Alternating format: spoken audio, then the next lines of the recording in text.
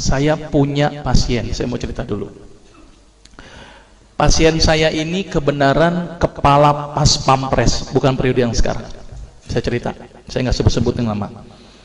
Kepala pas pampres beberapa periode yang lalu datang ke saya, dok, saya ini sakit darah tinggi dok, tensi saya normal sekarang, tapi saya harus minum obat seumur hidup dok. Obatnya kaptopril. Saya bosan minum obat ini. Bisa nggak dok saya nggak minum obat ini? Saya pada waktu itu terkenal sebagai terkun, Mbak, dokter plus dukun itu ya. Jadi datang ke saya pengen nggak pakai obat.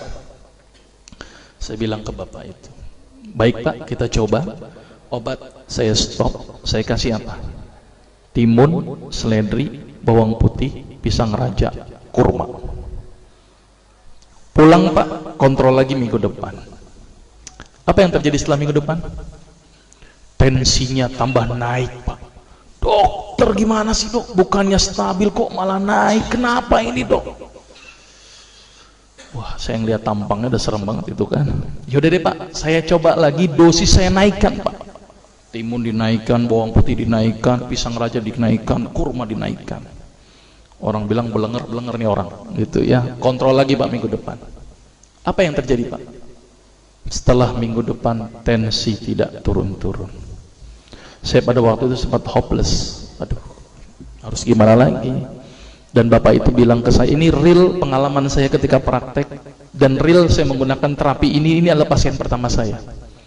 Saya pada waktu bilang ke bapak itu begini, tapi sebelum bapak itu bilang ke saya, dok, ini udah nggak berhasil dok, apakah saya harus kembali ke kaptopril lagi? Tapi sama aja dong, percuma kalau saya harus kembali ke kaptopril lagi. Saya bilang ke bapak itu, pak, saya sebenarnya punya sebuah pengobatan. Pengobatan ini belum pernah saya gunakan pak. Jadi kalau bapak mau pak, bapak adalah pasien pertama saya yang mau saya coba dengan terapi ini pak. Daripada bawa pulang nggak bawa apa-apa, kalau bapak pun mau. Dia mikir, ya udah dok, daripada saya pulang nggak bawa apa-apa, boleh deh saya coba. Ini luar biasa ini ya. Akhirnya saya bilang kepada bapak itu, baik pak, saya coba terapi ini. Kalau 2 minggu tidak ada perubahan, bapak nggak usah ketemu saya lagi.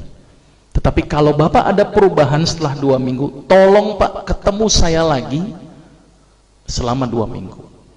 Tapi kalau tidak ada perubahan pak, bapak nggak usah ketemu saya lagi, berarti saya gagal. Dia mikir berapa saat. Baik dok, apa terapinya? Sederhana pak pada waktu itu. Saya suruh apa bapak itu?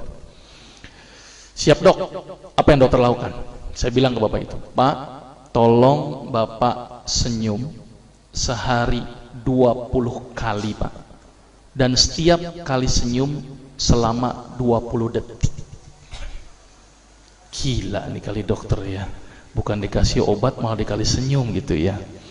Sudah pak, jalankan saja. Kalau tidak sembuh nggak usah ketemu saya lagi. Tapi kalau sembuh tolong 2 minggu ketemu saya lagi. Dia mikir, baik dok, tapi bagaimana kalau saya tidak bisa senyum? Ya udah pak, ngelihat kaca senyum sendiri. Saya suruh begitu. Ini jujur saja, ini kasus pertama saya dan saya waktu itu nekat saja karena saya sudah hopeless, harus bagaimana lagi kan, daripada dia tidak mau kembali ke kaptopril. Akhirnya di luar perkiraan saya pak. Ternyata bapak yang kepala pas pampres itu datang ke saya lagi pada waktu 2 minggu kemudian sambil senyum-senyum. Berarti kesimpulannya pak, sembuh pak.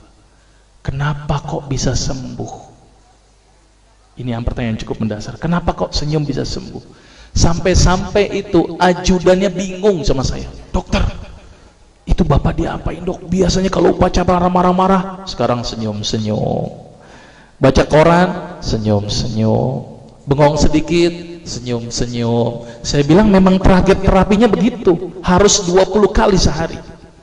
Ternyata penelitian menunjukkan orang yang senyum sebanyak 20 kali sehari dengan durasi 20 detik setiap senyumnya, maka otak akan mengeluarkan sejenis zat yang namanya beta endorfin. Apa itu beta endorfin? Beta endogenous morfin atau morfin yang dihasilkan alami oleh tubuh. Maka itu kalau orang yang biasa makan morfin, biasanya tubuhnya tidak bisa memproduksi morfin lagi. Jadi kalau orang yang banyak senyum Pak, ternyata morfinnya semakin banyak. Dan ternyata fungsi beta endorfin itu adalah melebarkan pembuluh darah. Maka itu orang yang rajin senyum, itu adalah pembuluh darahnya lebar dan tercegah dari penyakit hipertensi. Tapi penelitian menunjukkan harus berapa kali tadi? 20 kali sehari. 19 kali aja nggak ngefek Pak. Gitu ya. Dan tidak boleh dirapel. 20 kali kali 20 detik berarti berapa? 400 detik sekaligus saja. Nggak ngefek Pak. Yang ada kering itu gigi. Gitu ya. Jadi senyum yang berefek itu harus intermiten. Sekarang senyum, nanti senyum, nanti senyum. Ada lagi tuh pasien yang nyeletuk, dok, tetangga saya tuh sering senyum stroke juga. Saya bilang Pak, kalau ada orang yang rajin senyum tapi juga kena darah tinggi juga, berarti senyumnya nggak ikhlas. Ngelihat orang melarat senyum-senyum, orang susah senyum-senyum. Nah ini senyum yang nggak bermanfaat Pak. Jadi senyum yang berefek itu adalah senyum yang dihasilkan dari hati yang datangnya ikhlas karena Allah Pak, bukan karena siapapun. Ya, jadi mulai sekarang harus berapa kali tadi? 20 kali penelitiannya. Karena senyum 20 kali akan mengeluarkan sejenis zat di dalam tubuh yang fungsinya melebarkan pembuluh darah.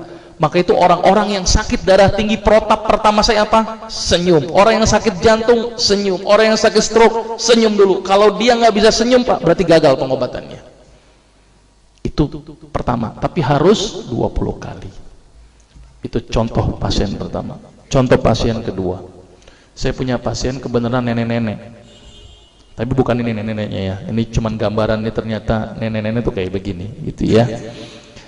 Nenek-nenek setiap hari makan dul kolak, stres dia. Datang ke saya, dok gimana supaya nggak berhenti dari dul kolak. Pada waktu itu cuma saya suruh Pak, nek tolong stop dul kolak, tolong nek senyum di pagi hari ketika nenek melek, langsunglah senyum, saya suruh. Cuman ini aja dok, iya melek, ketika melek pertama kali senyum langsung. Nenek itu mikir, udah jalin aja nek, pokoknya minggu depan kontrol sama saya, stop dulu kolaknya. Apa yang terjadi setelah 1 minggu? Dan itu sudah saya buktikan. Ternyata nenek itu balik ke saya lagi, iya ya dok ya, kok saya senyum di pagi hari, kok ternyata buang air besar saya langsung lancar. Kenapa ya dok ya? Ternyata Pak, penelitian menunjukkan ibu-ibu atau wanita di pagi hari rata-rata ini sulit sekali tersenyum. Betul nggak sih Bu? Bu, betul nggak nih ibu-ibu nih? Betul nggak sih Pak ya? Ternyata ibu-ibu di pagi hari itu susah sekali tersenyum. Wallah alam, karena kenapa? Stres duluan kali ya. Ternyata ketika orang bangun tidur, gerak usus itu sangat melambat. Maka itu dirangsang itu usus dengan cara apa? Dengan meningkatkan tekanan di dalam perut. Dengan apa? Ambil efek kayak efek apa? Efek apa sih? Efek ngeden. Efek kayak orang sedikit ngeden. Ketika kita senyum, apa yang terjadi? Akan bikin kontraksi ini ngeden. Coba kalau Bapak senyum, ketawa dikit deh. Kan agak bikin ngeden sedikit Pak. Nah, ketika orang yang pagi hari melek kemudian senyum, akan menyebabkan tekanan di perut meningkat, relaksasi akan timbul, sehingga akan menyebabkan peristaltik usus menjadi lancar. Maka itu orang yang senyum di pagi hari akan memperlancar buang air besar. Dan ciri-ciri orang yang banyak senyum Pak, mohon maaf, biasanya banyak kentutnya Pak. Kenapa Pak? Karena peristaltiknya aktif. Kenapa beri aktif? Karena memang dia memacu. Maka itu kalau sekarang nanti ini ada yang senyum gitu ya, ternyata ada buang gas gitu ya, itu berarti sehat, alhamdulillah ya.